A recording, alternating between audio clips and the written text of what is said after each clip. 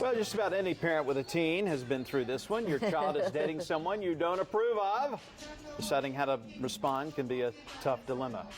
Family psychologist Dr. Wes Crenshaw is back with some tips for parents who think their teen's life is being infested with a problematic partner. Basically, you don't like who your kid is dating. It can be a nightmare for parents.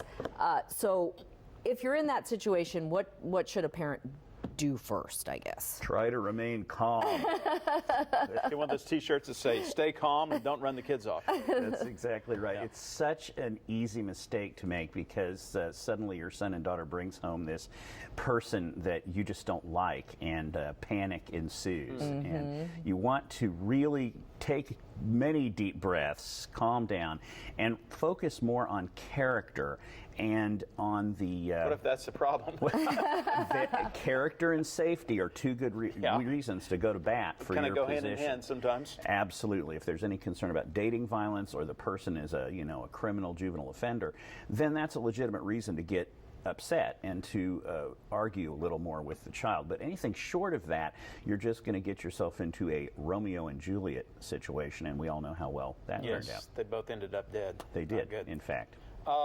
Should you do a background check then? Well, it's easy to do that nowadays, but I think probably most of the time you're going to be well short of that. You don't have to worry quite that much. All right, you can't make it worse, though, and that's what you're talking about, the Romeo and Juliet thing, by forbidding it. One of the longest running musicals in New York history is The Fantastics. And if you're ever in New York and you have teenagers, it is a must-see, because the premise of the show is that two fathers want their children to marry, so they forbid them from seeing each other. Oh, that's awesome. And, of course, the kids rebel and do so. And that's why forbidding relationships is always a problem. You get the joy and romance of the forbidden love.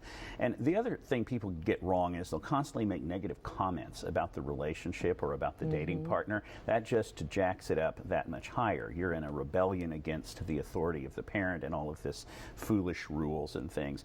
And parents will also get to meddling or spying in the relationship and try to control it. And they'll try to reinforce one partner they like and get rid of the one they don't like. And kids love that. So what works best? What works best? Well, you invite the dating partner into your home. I mean, take them on vacation, make them your best friend for a couple of reasons. Know your enemy. No, that's the first one right there. Nixon said that.